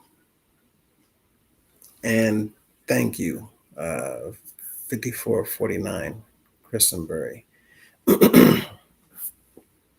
Why are you still a part of this cult, which is called Get House of Prayer? Come out from among them. Air J, how are you? We're not a part of the cult. The cult is on the religious side. We've already come out from among the cult. We're working on the corporate side so that we can bring awareness to the members on the religious side to get them also to fix what's on the corporate side so that we can fix what's on the religious side. So the whole thing is to turn everything around in here for the better. First of all, by turning to the law and realigning ourselves with the law so that we can clean up everything else. Right. So, but thank you for that comment. That's actually what it is that we're doing. We're not involved in the cult any longer. We were, but no more. Um, Charme says the truth shall make you free. All they have to do is tell it. If they are still paying for lawsuits, tell the people. If they lost a lot of money with the Bernie Madoff scammer, tell us. Yes, absolutely. The problem here, however, is that telling the people a little bit of information is one thing. Not abiding by the laws of the land is entirely something different. The people should not be in a predicament where they're having to ask um, the CEO to consider telling anything to the members. The members have always been the boss of the CEO. The members have always been the ones in charge of the CEO. The members have always had the authority in here, but individuals have bent truths for so long that the people in here believed it. And now it's to the point where the truth appears um, to have been designed to be bent like a steering wheel. But the members don't realize it's supposed to be straight like handlebars on a mountain bike, not bent, but straight. So the aim here is for us to try to bend it back. But how many of you know that bending a straight bar, once it's bent, it's extremely difficult to bend it until it's perfectly straight again, right? But this is the task that's ahead of us. And thank you again for that, Charmaine. Ms. Mintz says, um, Mr. Flowers was my pastor as a teen. Plenty of times he talked with me and checked on me. So sad. Yeah, many people know Mr. Flowers. Many people know um, his family. They have a huge footprint in the organization. But as I said before, this organization is known, as Charmaine had hinted earlier, to not help anyone. And the problem is, though we can talk about it over and over and over and over and over and over and over again, what's going to happen? And that's the question that they keep asking. What's going to happen? Nothing. They're just going to get on there and talk. And that's what was said in East Baltimore 2 weeks ago. People was online talking. It's just talk. You don't have to pay them no mind. It's just talk. So again, we sit back and while waiting, we keep sharing as we keep coming across new and more additional disturbing things. But with that said, everyone, I want to thank you all for your time. I want to thank you for joining in with us this evening. Um, Again, I wish to share with everyone that we had arrived back from Washington and we were looking into and taking care of several things and trying to catch up on things that had gotten behind, still playing catch up. But um, we want to assure everyone that we're going to be meeting and we will be having ongoing conversation in regards to the community guidelines and to make sure that not only that we are giving a fresh look and perspective of this information that we're presenting, not only that we're able to open up the door for anyone that would like to have that conversation or to know what's going on, not only to welcome anybody who even disagrees with us into conversation so that we can have that chat, but to also be able to do things from a position that shows what we might be able to look like down the line.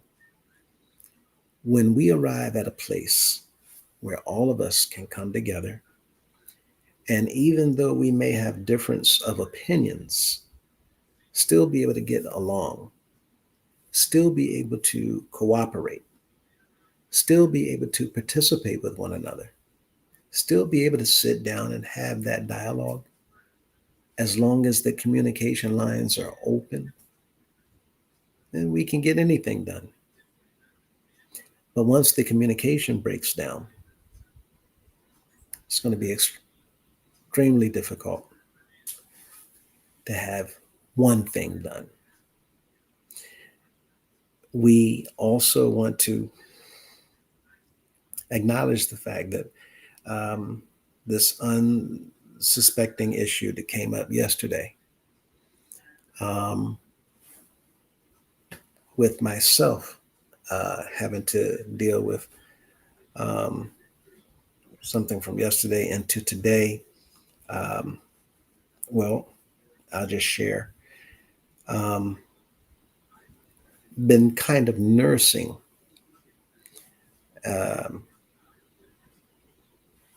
what appears to be, feels like a stone, kidney stone.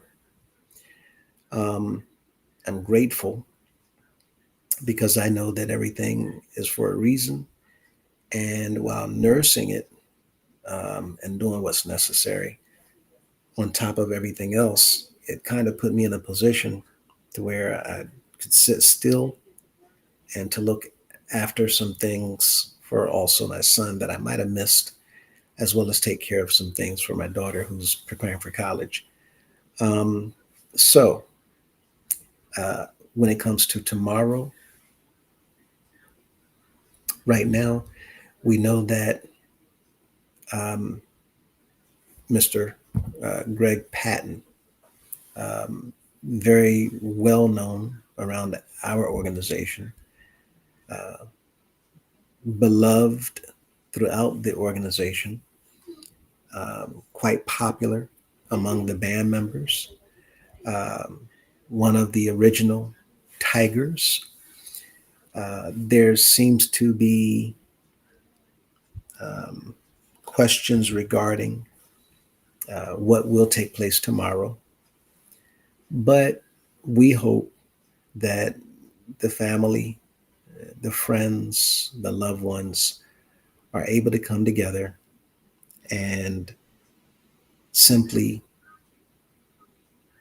joy in the memories of the life that was lived, and that they can share those memories and those thoughts with one another while happily engaging with each other in reflection of the life that was very well known.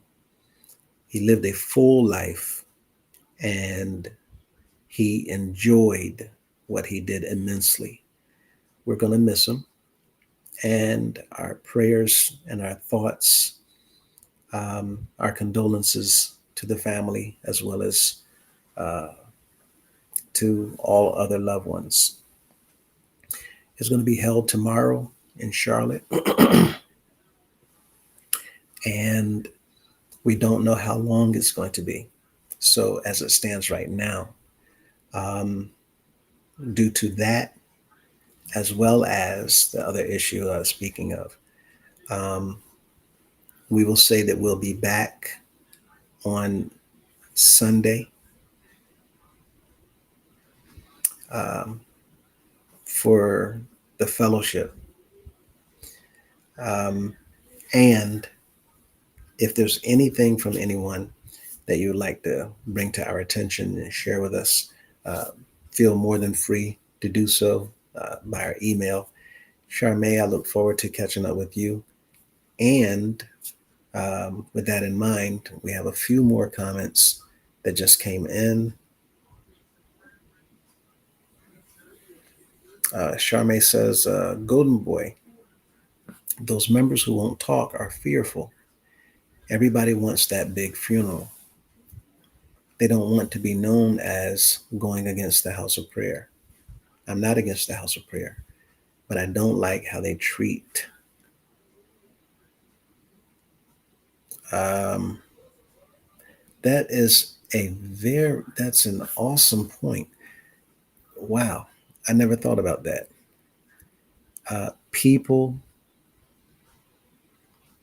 don't want to have their name written in the memoirs of the leadership as a troublemaker by speaking against any of the leaders, is what Charmaine's saying. Whenever a person's name is mentioned in unison with the words against the leader, then that is remembered, and that particular member, and many times their entire family, will be remembered, so that whenever anything happens to them, the house of prayer will do nothing for them. But it's things like that that can change by fixing this. The leaders have such a hold on this organization. And again, this is nothing like it's supposed to be. All of this is illegal. This is all breaking the law, according to my understanding of the law, um, of which will be confirmed later. We're hoping sooner. But once that is done, then nobody has those things to worry about anymore. But the fear is so immense that it literally overshadows common sense, wisdom, and the fact that the law is waiting for the members so that the law can support the members. That's how the members are gripped with fear and intimidation. Extremely good point, Charmaine. I had not thought of that. Uh, Air J says the leadership needs to totally change and the way succession is made because it keeps the members brainwashed and complicit to the person in power. This is true. I cannot say it any better. It's true. The only difference is the problem is the leaders are not going to change how they do things. That must be the members. The members must change it. The members are the only ones that can change it. And the members must come to that place where they choose to stand up to change it. If they don't, outside very well could. And if outside does come to fix this, and if they don't come to fix it, but they come, so anyway, time is going to tell. We just simply pray that our Father's will be done. Um, Air J says, my prayers are definitely with you and your family, brother. Keep fighting for truth and accountability. Absolutely, Air J. Thank you so much. We appreciate you. We appreciate your support. Um, Golden Boy says, Charme, you're right. Um, and also everyone with that name, that title. Um, Addie, Addie. Also, um, on the flip side, anybody that has a bad name associated with these leaders, you're throughout the entire organization, you can hang it up. And that's what Charmaine was talking about. Miss Mintz, only God can judge me. And that's also um, what the leaders have in paper in these constitutions, that y'all can't judge, y'all can't condemn, y'all can't do anything, y'all can't. Well, we're soon to find out. Um, Golden Boy, the ones that stay benefit from there having been a name change. Um, Apostle Greer to Apostle White. Now a little marriage is all it takes. Uh, wow. Um, yeah, there's a lot of history that goes down in the house of prayer, and a lot of things have been covered up, which is why we say that many things, when it comes, this is many our members do not realize the vast amounts of paperwork and activities and things that's been taking place in this organization. Uh, it is just scary to even attempt to try to describe just how many things have been done in this organization to skirt the law and to go around it. At any rate, um, the authorities have more than enough skill, expertise, and know how to get to the bottom of these things. Um, Smith says that bishop seat is an absolute curse. Yeah, the people who get in it, who knows what in the world. Um, Golden Boy says, Apostle White, right earlier. I mean, you can disassociate yourself from the stigma associated with your family if you've been birthed with another name.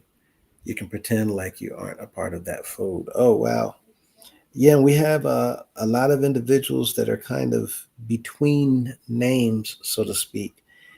Um, and we have quite a few individuals, unfortunately, that are able to do that at the drop of a hat. Um, quite frankly, we are in desperate need of teaching. We're in desperate need of examples. We're in desperate need of mentors. We're in desperate need of discipleship. We're in desperate need of truth. We're in desperate need of um, activism.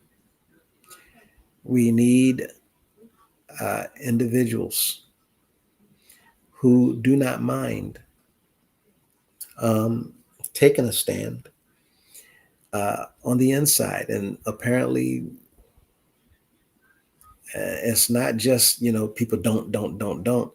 The intimidation and the fear is just that real. And this is what Charmaine was getting at earlier. It's just that real. Uh, Janine, hey, Pastor Lewis, I'm going to email you. Please look out for it. Absolutely, Janine. I'll uh, I'll be checking later tonight, um, and tomorrow morning. As long as I can, um, I will try to respond. Uh, and the individuals on the email, I have not responded to emails now for maybe 3 weeks. Um, I will mean to get back to doing so some point in time over the weekend. Um, Again, just uh, dealing with unsuspectedly, um, yeah, stone. Going back to that, but trying to do what it is that we can in the meantime. So look out for my responses as well. Charmaine says that's what we don't want to happen. When they come, it's going to be a mess, right? I've been saying over and over and over, we don't want outside. Outside will come if nothing gets done inside, but we don't want outside. And uh, there's still things that can be done if the members would stand up. Less than 3 weeks. And then no one needs to fear anything or anyone. But the people, they entertain that thought. But what if? And that right there has stopped many a men and many women from some of the greatest accomplishments and achievements in history. But what if? I don't think what if. Jump and see what he does. Um, When they come, it's going to be a mess. Just want to say that Bishop McCullough fought too hard to get us out of the cult status, even though no one wants to admit. It's yeah, is so much, is so much. And you're right about that as well. Many people, there's a lot that people don't want to talk about. There's a lot that people don't want to admit.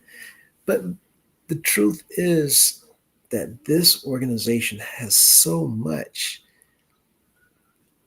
covered up, and people just, there's no clue what in the world. Um, and this is the only way we can get to it, the bottom of it.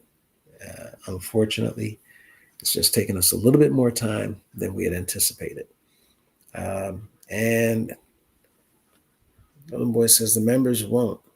Now outside is the only way unless the members call an emergency general assembly, right? Um, and yeah, um, there's a few things that people are going to be surprised in, and well, we have this itinerary, and we see what is coming.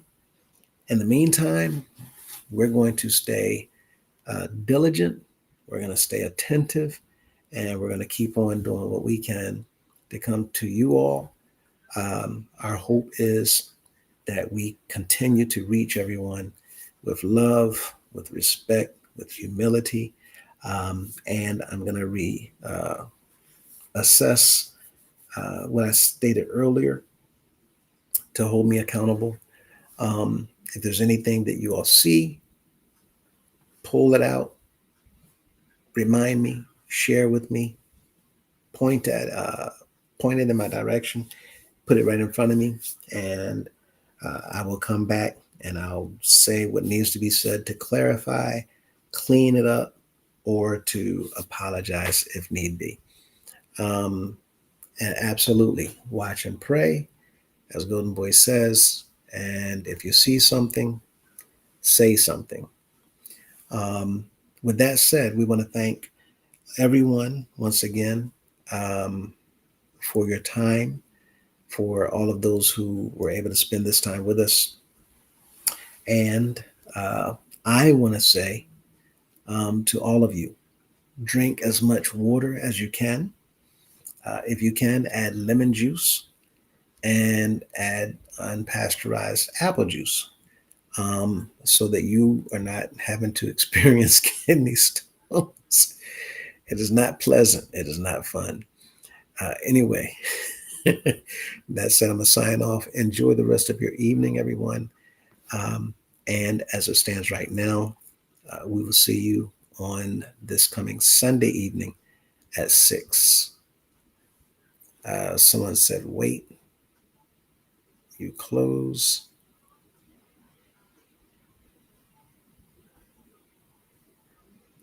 Listen to Sweet River.